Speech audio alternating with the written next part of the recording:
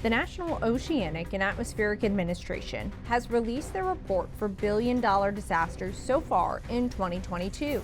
In 6 months, we have seen 9 events, each totaling more than $1 billion in damage. The longest and still ongoing, the drought in the western and southern plains of the United States. As we know in the West, it's been really in a mega drought since the year 2000, and a lot of the reservoirs are being depleted. Lake Mead in Nevada is at its lowest level since being filled in the 1930s. The drought is adding to already high wildfire risk. 8 separate severe weather events have each been $1 billion+ disaster.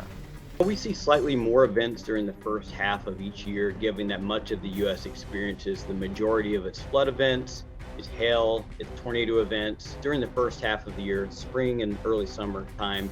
Most recently, on June 13th, the derecho that tore through the Midwest. The final cost of that event is still being calculated. 3 separate severe weather events impacted the high plains in May, bringing wind and hail damage totals to $3.8 billion. The earliest event of 2022 was the Southeast tornado outbreak in March, where 83 tornadoes touched down on March 30th. Just 5 days later, another tornado outbreak in the South caused 3 deaths. The frequency of billion-dollar disasters has been rising in the past decade.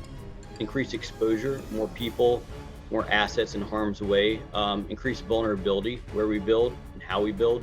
With 6 months of 2022 left to go and an above-average Atlantic hurricane season predicted, we could see another expensive year. However, even though there were fewer events during the second half of the year, those second half events tend to be more costly. Again, hurricanes, wildfire, drought in particular. So it's really a tale of 2 seasons. For more information on the $9 billion disasters so far of 2022, head over to weathernationtv.com. For Weather Nation, I'm meteorologist Lucy Bergemann.